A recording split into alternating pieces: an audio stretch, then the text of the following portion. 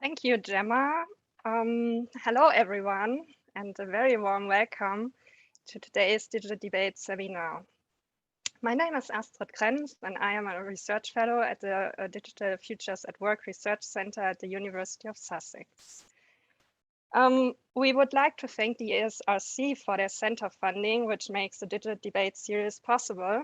And today we are very happy to welcome Verena Weber to our seminar. Verena is head of the Communications, Infrastructures and Services Policy Unit at the OECD's Directorate for Science, Technology and Innovation. She has more than a decade of experience working with the OECD on topics relating to the digital economy and is currently responsible for the OECD's work on connectivity and communication infrastructure policy and regulation. Her current projects focus on trends in communication infrastructure and markets, the security of communication networks, convergence, network neutrality, cloud computing, and ICTs for development. Today, she is going to speak about connectivity, OECD perspectives, and policies to expand network coverage and quality. We are looking forward to your presentation, Verena, so I hand over to you. Thank you very much, Astrid, for this perfect introduction and the invitation. I'm very honored to be here this afternoon. So let me share my screen with you, since I brought some slides. So there are basically three things I would like to do today. So first of all is to present the state of connectivity across the OECD area. So what are we seeing?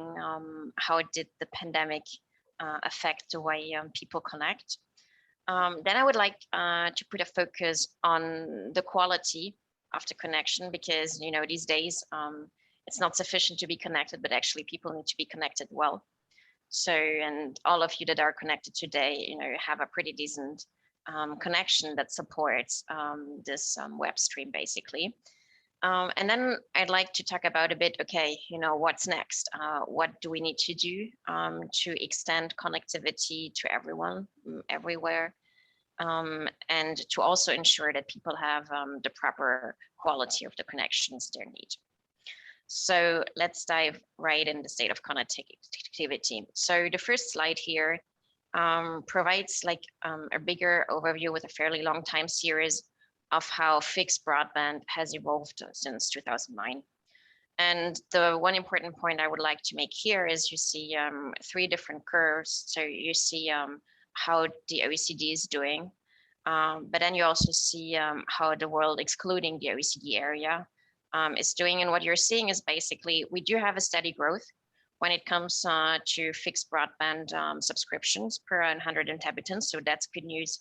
On the other hand, though, you see that we do have a very important gap when it comes to connecting people across the world. So there is a striking difference. So while connectivity is growing, we see, that we have an important gap, which is a gap that we have to fill.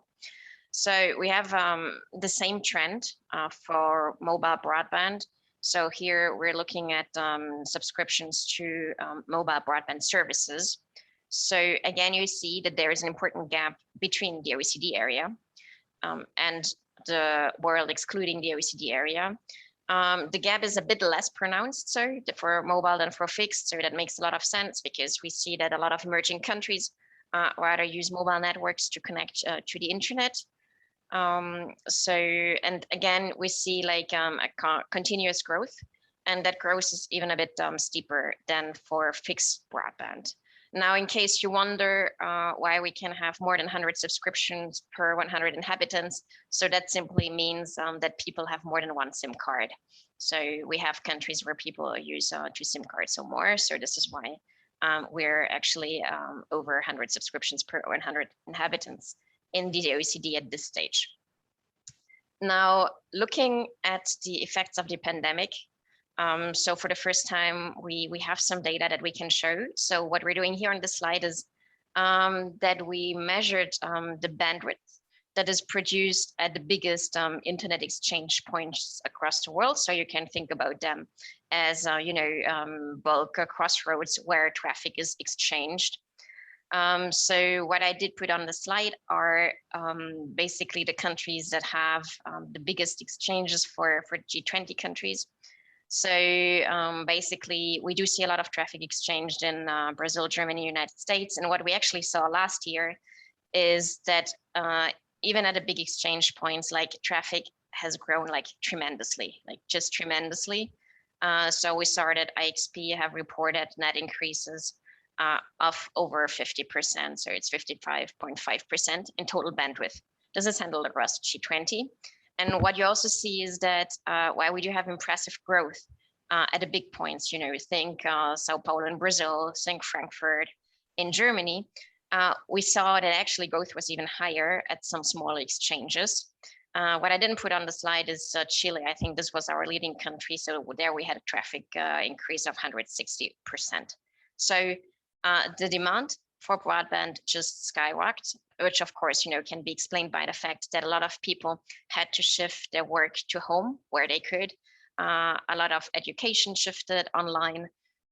So this is certainly one of the main drivers, but it also means those of us who had a connection, you know, we could more or less seamlessly transition, right? I mean, we had to adapt to a new way of working and learning, but it was possible. But if you think about the people that don't have a connection, I mean, that meant they were basically cut off.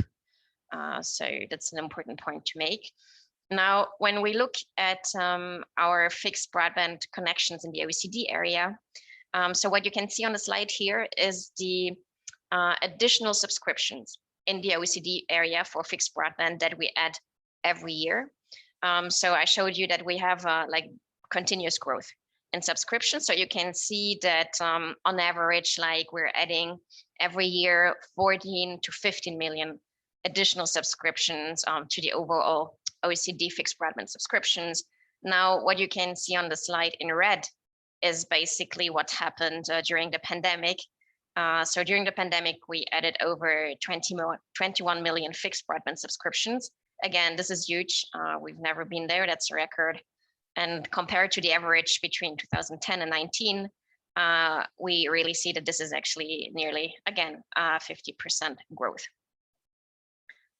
Now, in terms of the technology mix, for the first time in the OECD area, we could see that fiber to the home is overtaking DSL copper connections. So this is like the red line compared to the blue line. Well, the first blue line you see, because there are two. So basically what we could see during the pandemic is that people are upgrading their connections, right? So if you do learn a lot from home, you have a tendency to want symmetrical bandwidth, right? And fiber is the one future-proof technology that is providing that. So we do see like, I mean, we have been seeing a steady growth of fiber to the home, but we did see that like a lot of people during the pandemic were actually upgrading their connections. So actually the demand for high quality connections rose significantly.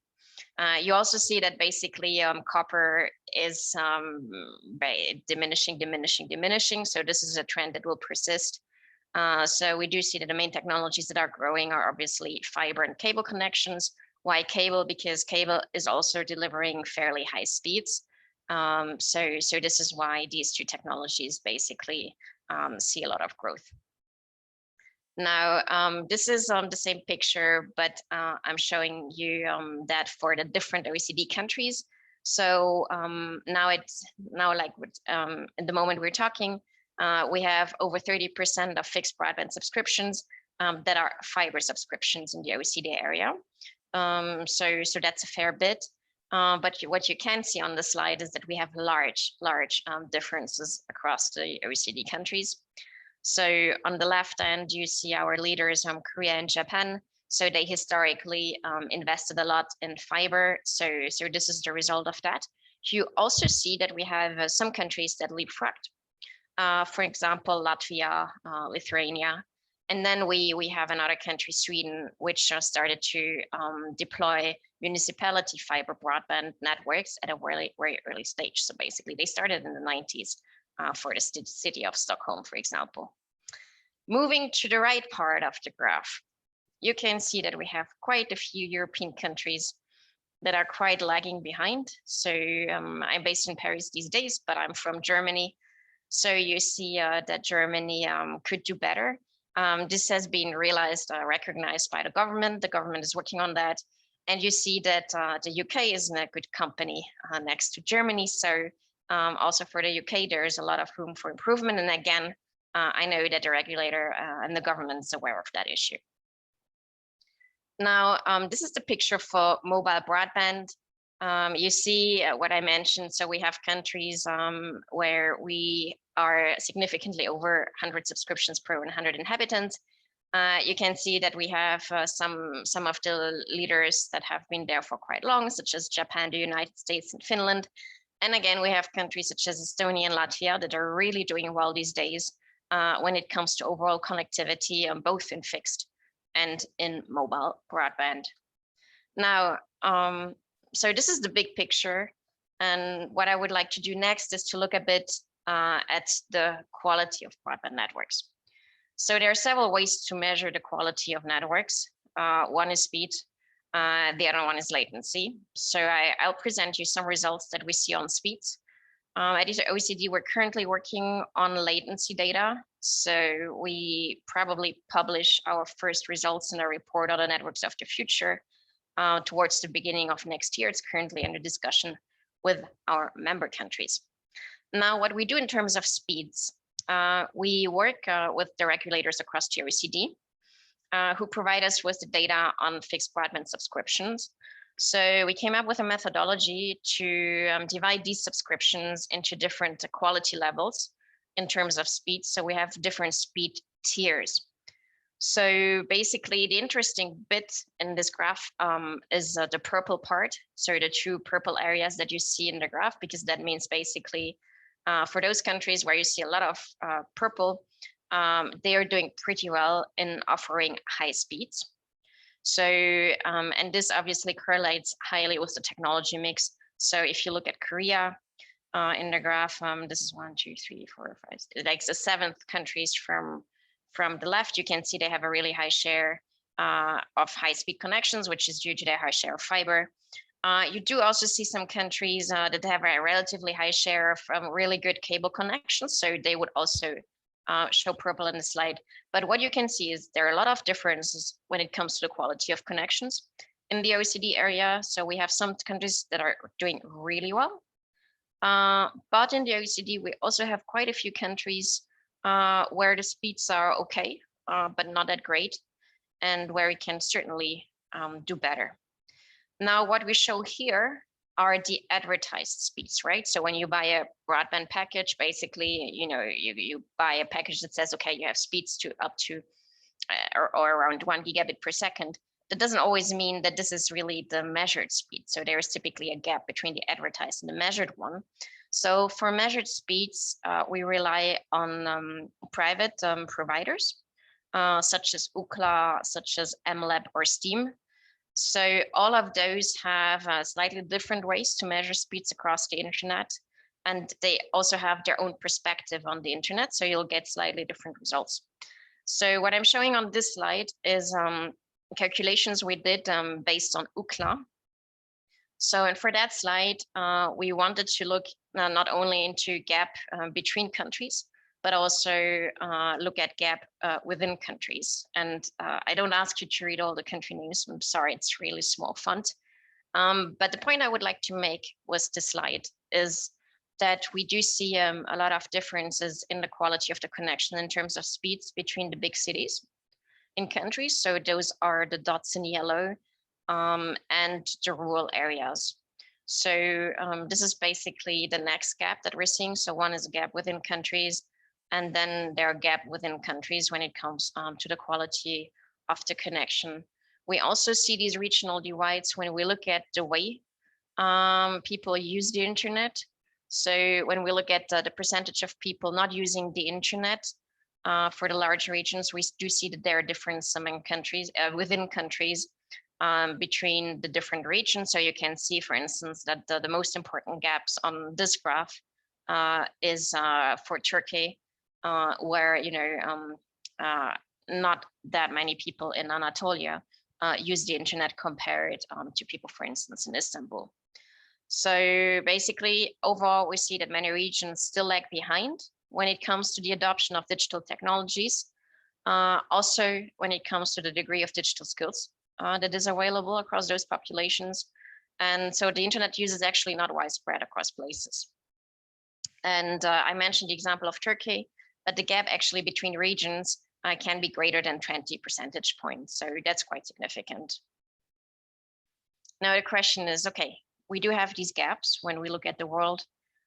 We do have the gaps among countries. We do have the gap within the countries. So what should policymakers and regulators do? First of all, to expand access across the country, and second, to increase the quality of service. And so the first question obviously is how to address the financing gap for connectivity. And then if you want to address the financing gap, basically you first have to estimate the financing needs that the different countries have. So an important point I would like to make is that most countries actually rely on private investment to deploy networks. So, I mean, we have seen since the liberalization of the telecom industry, this is working fairly well for many areas. So it's really important to design any policy initiative, any regulatory initiative in a way that avoids crowding out private investment. Now, that said, private investment might not always work for rural and underserved areas where it's really quite hard to find a positive business case. So we do have a couple of agencies that started to look at the financing gap, to estimate the financing gap. That's not a very easy task because you basically have to define, okay, what is really the connectivity gap? About what technology are we talking? About what quality level are we talking? But I mean, there's pretty good study done by the EIB that estimated the magnitude of the funding gap for several scenarios. And I think that like for like the average kind of okayish scenario, it was about a gap of 450 billion US dollars, if I'm not mistaken. So we also have countries that start to undertake that exercise. And what we do see is that a lot of the economic recovery plans after the crisis dedicate an important part of their funding to broadband networks, to connectivity. So this is something new. It's quite big. We haven't seen that to that extent during previous crises. So you might have heard the decision last week in the United States, where the Congress basically approved a bill to allocate $65 billion just to expand broadband access. So it took a while to get that approved, but it's done. We do see that Canada is investing quite significant funds, in particular in rural and remote areas. So they're investing roughly $2 billion US just in the areas that are hard to reach. And then you probably all know the EU Recovery and Resilience Facility, which makes available basically a lot of money for reforms and public investment. And this includes basically increasing the deployment of broadband, for instance, 5G. I know that Spain is now heavily working on this. A lot of countries are. We do see similar trends in other parts of the world, such as Korea. So basically, quite an important amount of money is going into expanding networks. Now, when we look at the policies, okay, what policy tools can we use to expand broadband access, especially in rural and remote areas? We see like overarching policies to boost connectivity. So those are general policies that work very well, not only in rural areas, but also in urban areas. And then we also see that countries are following tailored policies to bridge connectivity divides, especially in rural and remote areas. And so basically our important point is like, if you want really to extend connectivity in these areas, you first need to get the overarching policies right, that you complement then with tailored policies for rural and remote areas. But you should not only focus on these tailored policies. And I'd like to run through some of those now. So in terms of overarching policies, At the OECD, we've seen it now for over 20 years. It's like competition works. So fostering competition for us is one of maybe the most important lever to extend connectivity, because what we've seen over and over is that competition drives innovation in markets. So we see better offers, we see higher quality level of connections, and in many cases, we actually also see that competition leads to a reduction in prices that consumers pay, that the industry pays. One example is Mexico. So we did 2 reviews for Mexico, one in 2012, one in 2017. Basically, we had a lot of recommendations that were aimed at fostering competition in the market. We went back to Mexico 5 years later in 2017 to see how many of the recommendations have been implemented and to see a bit, what happened in the market since. And it was basically the Mexican government who undertook a tremendous work to implement 28 of the 31 recommendations we had. And we could see that the entrance of new players, the fact that they really had now a strong independent body monitoring the level of competition in the country, basically seemed to have an effect on prices in the country. So we see that, like, for high usage baskets that we measure in countries, we saw price reductions of over 80%. So this is probably the most remarkable data point we have across countries. So when we think competition, so there are different ways to foster competition in the market. So on the one hand, you can have a pro-competitive wholesale regulation that is improving competition among players. And we see that, for instance, in the UK, this is mainly on the fixed side. Then on the mobile side, we do see that if you have a quite efficient spectrum management in the country, you can increase competition to a very significant extent. So what kind of competition policy you apply highly depends on the market that you're in. So basically, what needs to be done is a sort of analysis of the state of competition of market structures in the country to then design the best competition policy.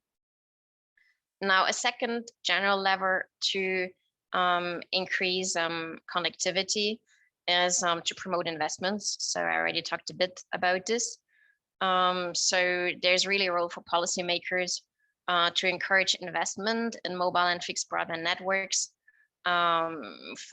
especially because we live in a times where the digital transformation is really happening. So how can we do that? So I mentioned state investment that can parallel investment by the private sector, especially in commercially unattractive areas. The other way to increase investment in the market is very easy, but let's say less sexy if you want to have the headlines in the press.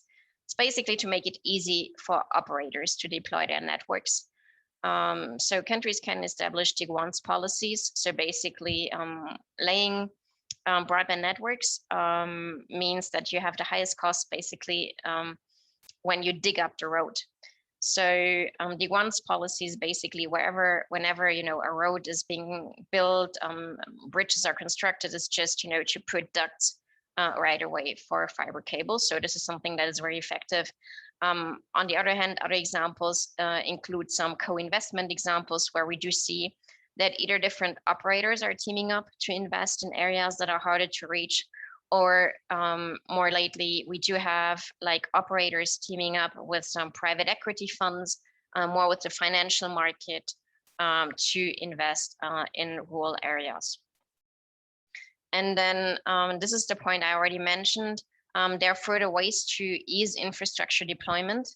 One is to streamline the access to rights of way.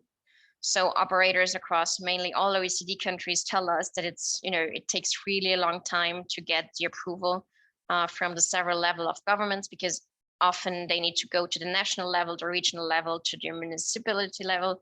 These entities don't always coordinate.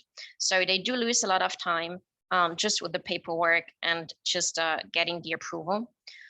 So making information available in an easy way for operators and increasing the deployment efficiency really goes a long way to facilitate the deployment of networks. And it's also a competitive advantage for a country if they have quite easy processes to do that. Now, I also mentioned tailored policies to bridge connectivity divides, and I brought a few here on this slide. So first of all, we do see that demand aggregation models work quite well. So again, in my country, in Germany, there is one very successful provider that deploys fiber networks in areas that don't even have a television connection. So in Germany, if you don't even have a TV connection, that means it's really a rural and remote areas. That player is a purely private player. It's backed by private equity. It doesn't get any subsidies from the state.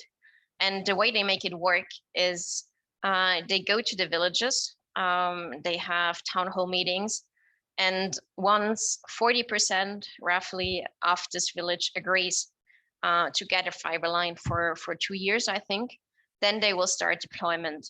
So what that does is basically they get a certain investment certainty. So if they deploy the network, then they know that at least for the subsequent 2 years, they're getting a revenue stream that allows them to do that on a viable basis. So that does work very well. We do see sometimes that in villages where they do that, the incumbent suddenly interferes and also starts deploying. So we do see, that competition is working here. Another way, which is quite successful to increase connectivity, increase mobile connectivity in rural areas, is through coverage obligations in spectrum assignment procedures. So we're currently studying spectrum assignment procedures over the past years in the OECD. We do see that a lot of countries use coverage obligations in these procedures, and we see that they work. So basically, if you think about the latest auction, for example, in Germany, so operators are obliged to cover a lot of areas in Germany with at least 4G coverage. They need to cover the main highways, the main shipways, etc. So that works. The only thing that countries need to consider is that obviously if you put coverage obligations, that means you need to put a reference price for spectrum at a much lower level, because the money can only be spent once by operators. A third way to increase connectivity in rural areas is through public-private partnerships and open access models. So what we see is that it's quite hard to have parallel infrastructures in rural areas. Think of fixed networks. So one way to make this work is basically, for example, having a public-private partnership that deploys a fiber backbone network. And then the way to make this work and to create competition is to do that in an open access model. So that means that the operator that is deploying the network ideally is not doing the retail services, and you have other companies marketing retail services, and you do have the competition at a retail level. This works if access to these networks is provided on fair and non-discriminatory terms, but it's something that has been working quite well, for example, in Sweden with municipality networks. And finally, and I mentioned that already before, we do see that there are public programs for rural and remote areas where basically governments are investing to increase connectivity in those areas. So in a nutshell, we really see that reliable connectivity is really important, is fundamental for an inclusive digital transformation. We do see that important gaps exist, however. So if we want to close the connectivity divide, we also need to make sure we close it well, which means that basically we need to ensure that people have a decent broadband quality also in rural and remote areas. How to do that? So we distinguish between policies that are overarching policies that work everywhere within a country, mainly those that boost competition, that drive investment, and that reduce barriers to infrastructure deployment. And then we also see that there are quite a set of tailored policy approaches that work to expand connectivity, especially in rural and remote areas. And with this, I thank you very much for your attention, and I'm really looking forward to the discussion. Thank you.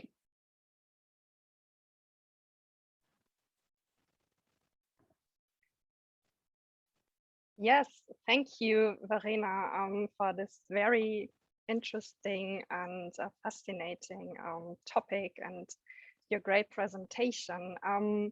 So may I encourage the attendees to turn on their cameras for the Q&A part of this seminar.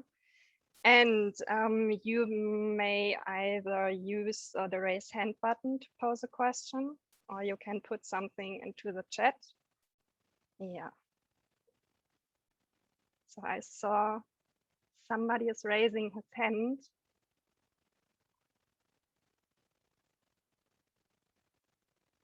No.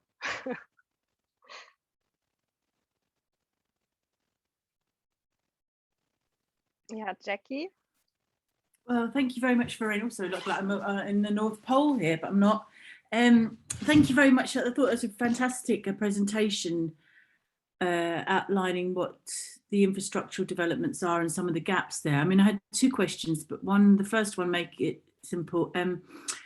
With these public-private partnerships for national governments, who are the private partners? Are there a series of multinational companies that are dominating this market, as you might expect, in the way we had AT&T back in the early decades? Who are the new players on the block?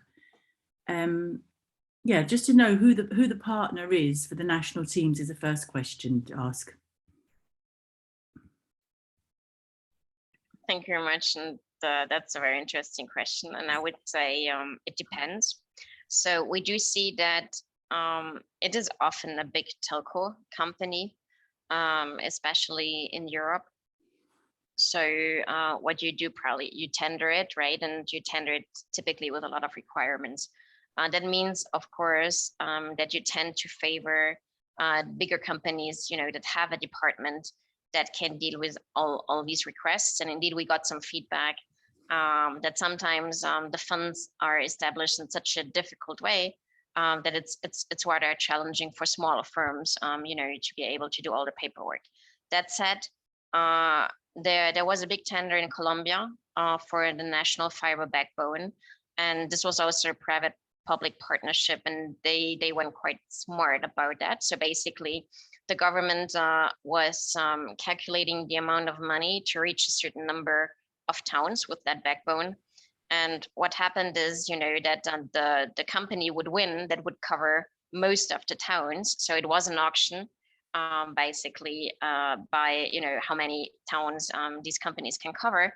And the one that was then implementing that backbone was actually a company from Mexico. So it was none of the established player in the market. That said, I mean, yes, it was not a small company, but by no means was the incumbent. So we do see both. We also do see that governments hear the complaints from small providers. So like, for example, like the one subsidy program in Germany, we do know that, they had several rounds, and each round they really worked hard to make it easier for smaller companies to participate. Thank you, that's helpful. I've got other questions, but I'll let Emmanuel ask. Do you want to introduce yourself, Emmanuel? Thank you, Jacqueline. Verena, thanks very much for your very nice presentation. My name is Emmanuel Charnos. I'm a reader in quantitative human geography at the University of Bristol. As a geographer, allow me please to ask you a geographical question. I really understand why you guys need to approach, this gap at the macro level. I do understand, the political value of such an observation. I was wondering, do you think it's interesting to look into these divides at a smaller scale? So you talk about, rural or urban. Do you think there is a need to, dig further into these divides, almost at a neighborhood, level, because you can observe, probably divides at that scale as well? Absolutely. And we're actually working with another directorate of the OECD to do exactly this. So that's the CFE part of the OECD that is really looking into rural and local areas. So they have different classification systems of different region level, TL2, TL3. So we really look at, we're trying, you know, to have a more granular approach and visibility into, you know, not only urban, rural, but also, you know, to see the different regions. Really, it is quite hard, I have to say, to obtain the data. So the one I showed, you know, was data by UCLA. So we engaged in a partnership with them, and they are able to provide us with a lot of granular data. I mentioned that we typically like to have like multiple data sources when we look at speeds, because they are slightly different. So when we looked at, you know, providers that are able to do that, there was just this one company. So I agree, it's totally important to have a more granular approach, you know, to look at different levels of regions when we do that. We're working on it. We're starting now to do country reviews where we do exactly this, where we dig much deeper. But it's not without challenges, especially when we look at the data. We have done quite some work for the UK, so if it's okay, I'll send you an email afterwards. Thank you very much. If you've got a link, you're welcome to put it into the chat to share with the rest of us here. That's, well, you're very welcome to do that.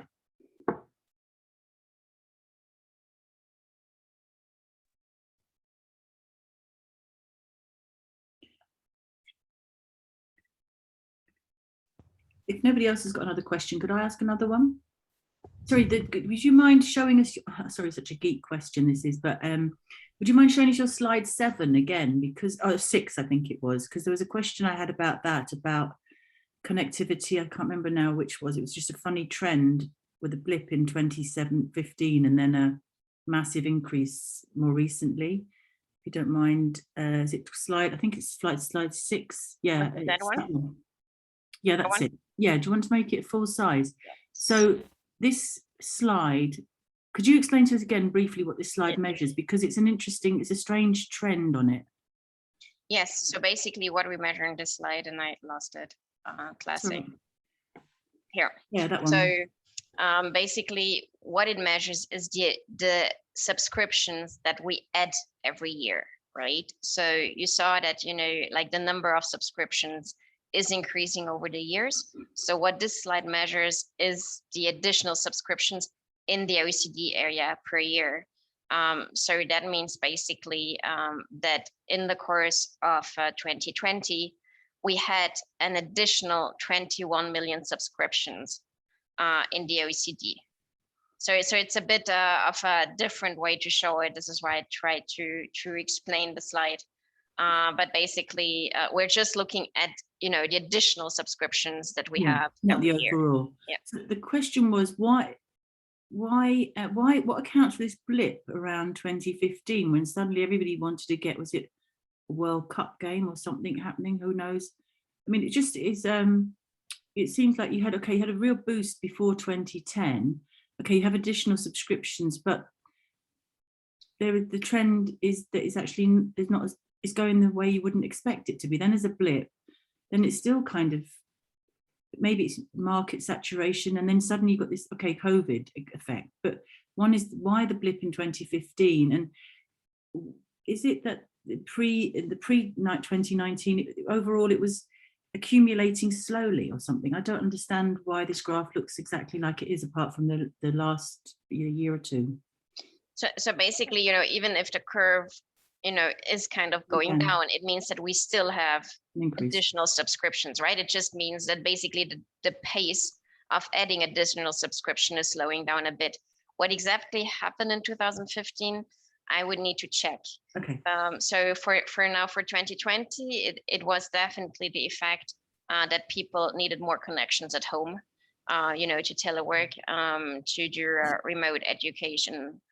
So this is why, so for instance, think of people, some people only have like a quite shaky mobile connection, so that didn't do the trick anymore during the pandemic. So this is why they got like a fixed subscription. So for 2015, I'll need to get back to my statistician. Like, I don't have like an explanation why there is such a change between 14 and 15, because I can't think of any big technology change that really happened across the OECD, but I would need to check. Okay, that's not, thank you very much.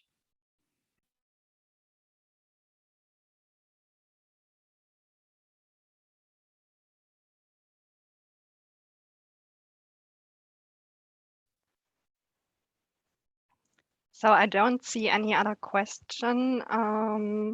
Is there anybody else who would like to pose a question still? I mean, Verena, you know I'm German, like you. And so there is a strong discussion about how to improve digital infrastructure in Germany. And so in terms of the allocated frequencies for 5G, we in Germany rank kind of first among other European countries. So, and it's kind of question how can it be so difficult to install a quick, stable and nationwide available digital infrastructure in Germany. Now with the COVID-19 pandemic, we see that we are really running into trouble. So the schools need a quick and a stable digital infrastructure, broadband network that is working in order to do homeschooling. And so maybe you can say something about the, maybe I can say, desolate situation that we have in Germany. And so as I said, in terms of allocation of the frequencies, we are doing quite well. So what is going wrong there? And I mean, there's so much to say actually, and you know yourself. So it's political decisions in the very past, but reaching back to Helmut Kohl and the decision to use copper cables instead of fiber. And now we see Japan and South Korea doing so well. So having such a high share of fibers installed. So what's going on there? And I mean, I think it's kind of an interplay, right, of the providers, of politics.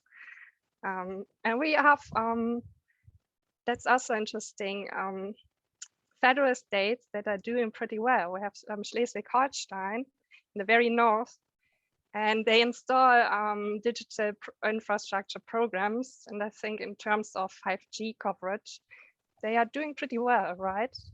So what's going on there? Well, that's a big question. And basically, in our last economic outlook for Germany, we actually have a chapter on digital where we try to address the digital issues in a German market. So you started with mobile, so let's start there.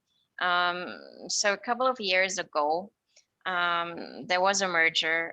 So we had 4 main players in the market, and the merger reduced the number of players to 3. We can show in an OECD paper that basically 4 seems to be some sort of magical number. We're a small group, so I can say that. So basically, whenever market goes from 3 operators to 4, we do see tremendous effects of innovation, competition, deployment, etc. So what happened there with the merger, that wasn't helpful, right? So we're quite happy now that with the last auction that you also mentioned, we now finally have a new operator is entering the market, which is 1&1. So they acquired mobile licenses. They are quite active and also quite aggressive when it comes to pricing in the fixed market. So that's certainly good news. And we had a very similar situation in France. So up to 2012, France had 3 big mobile operators. They were all living happily together, not interfering too much when it came to their offers and how the market was shared and separated.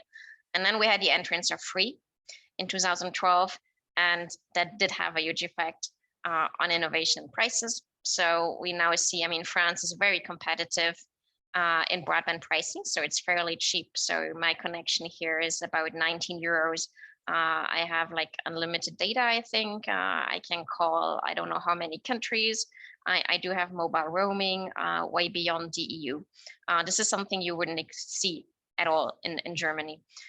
So basically, whenever you have a challenger company that is coming into market, we see tremendous effects. Now we hope that the same will happen in Germany, and that this will improve the situation in Germany. So in a first step, though, what this means is, I mean, if you're a new operator, right, it's really expensive to deploy a network. You can't deploy it everywhere at once. It just, it simply takes your time. So it depends on whether they have a good national roaming agreement with one of the 3 existing providers. I think they now have a roaming agreement with Telefonica. So the 3 of them weren't very keen on letting them on their networks. So we do now have Telefonica letting them in their networks. It's not the most powerful network in Germany, but it's okay. So we'll see what happens there, and we see, whether basically the other operators play fairly. But there, like in the mobile market, it really also, I mean, it had to do with the fact how the market structure was in Germany. So that was not great for innovation or competition. On the fixed market, the issue is that Deutsche Telekom, I mean, they deployed the copper network years ago, and basically they were leveraging their copper network to provide connections. They used a lot of VDSL then, to try to speed up the copper connections, because obviously, like from a company perspective, this is way cheaper than deploying fiber. What I invite you to do is have a look at where T-Mobile or Telecom is investing across the world. So you'll see a bit of a surprise, because they're investing heavily in the United States. Why is this? They're a challenger company there, right? They're not an established company in the United States, and a lot of money from Deutsche Telekom actually goes to the United States. That said, so for a long time, they were really just, putting all their bets on copper. I think like now, this changed quite recently. They do realize that they have to invest in fiber, so they shifted their strategy. So I assume that we're seeing quite some developments there. I mean, the state is putting a lot of money. As I said, they also learned, how to put out the money to make it easier for small companies to bid there. What we do have, one of the problems we do have now in Germany is that, given that so many companies want to deploy fixed networks, the construction costs, so the costs in the construction sector, so that's the sector digging up the roads, suddenly went up because there is such a high demand. So basically there is now scarcity in another sector of the economy, which hinders a fast deployment. So I know that companies are trying to get construction companies from all across Europe to basically lay fiber. So that's an interesting investment. So that's an interesting development. So it doesn't only have effect like in the sector, but also, in the sector that are basically contributing to deploying networks.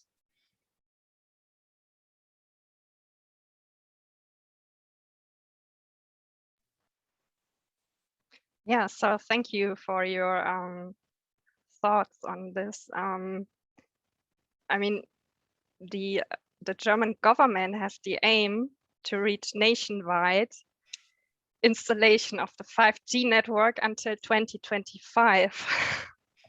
We now have 2021. So I just think this is getting tough. That's very challenging, yes. It's a very ambitious task. I did see news that Vodafone, they plan to basically have standalone 5G masts, cells, deployed across Germany during the next year. So that would be fast, but of course that's not a solution for the area that don't have any coverage at all. All right, so there is one more question by Jackie. So if nobody else has a question, I've got another one. Based on your research, how do you think what you are doing work on should connect with the types of agenda research centres like ours are, or the way the future of work, the directorate at the OECD? So based on your analysis of how infrastructures are developing, how should we connect those research agendas around employment? Would be the first question. Yeah, that's the first one. Okay, so for employment, I have to say that would rather be my colleagues from the employment directorate. So I can tell you more about the connectivity part, but less about employment. But do you think, okay, one of the things I suppose I wanted to take out of what you've been saying is, I can see from the beginning of the talk, like connectivity matters in terms of the educational divide. COVID has proven that. It also matters in terms of e-commerce opportunities. There's a shorthand version. I'm wondering what other research agendas your type of analysis is potentially generating that haven't yet been researched. So one that strikes me would be around digital security, because in many ways what you're examining are things, what we did 100 or more years ago of building roads and railways.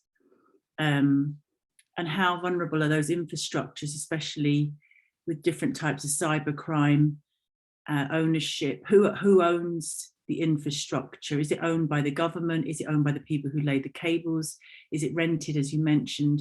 There's a whole area of contestation, I can imagine, between who owns that infrastructure and is responsible for maintaining and sustaining it, like the diggers, whatever, both in a physical and in a more digital way. So there's a question, who owns it and who looks after it and who makes it secure and who benefits from it? So is that a type of issue that might come on your agenda where you are at the OECD, or is that something for somebody else to do? So I mentioned briefly before the talk that we're having our meeting with the member countries tomorrow. So we have a series of meetings, and that one is only about how to secure communication networks. So yes, you're spot on. This is an important question for us. In contrast to other infrastructures, if you think roads, highways, communication networks are mainly owned by the private sector. So that's, that's the main difference. So basically also the responsibility in securing these networks lies within the private sector. That said, it is becoming like a more pressing issue. And we have our governments and the regulators looking into that issue and on how they can support that sector to enhance the security of communication networks. So what we're doing at the OECD currently is we're looking at the big trends in the industry, how networks are being transformed at the moment, and what does that mean in terms of security implications, if you want so, and then what the role of governments should be. We are at a fairly early stage. So we're doing this in two groups of the OECD. So my group that is responsible for telecommunication policy, and the other group that is responsible for digital security. Because what we also feel is, you have two different types of policymakers that you need to bring together for this topic. So you have, the classical policymakers in ICT ministries or economy ministries that deal with digitalization. You have the telecom regulators on one side. On the other side, you have the security experts that look at security, from a broader perspective, and they don't necessarily have the same knowledge on networks. So what we're trying in the OECD, and this is also a challenge that we see, and this is not only true for that area, but also for other areas, if you think about AI, is to see how we can best bring the different policies, communities together. Thanks, I think it's really interesting. That's enough for me, I think now. Thank you very much. Yes, so thank you to all of you for attending the seminar. And thanks a lot to Verena for this excellent presentation. And yeah, I think there's a short poll going to appear on your screen. So if you could spare a moment to fill it in. Yes, there it is. So to get some feedback from you. And the next event will be on November the 24th. And it's about, the title is "Do Workers Need a Legal Right to Disconnect?" And we will be hosting a panel discussion on connectivity overload. And there will be a panel of experts from law, academia, trade unionism, and journalism to discuss the nature of the problem, the implications, and whether a legal right to disconnect is the answer. So yeah, hope to see you there. Hope to see you soon. And thank you very much to all of you, and especially to Verena for this great session.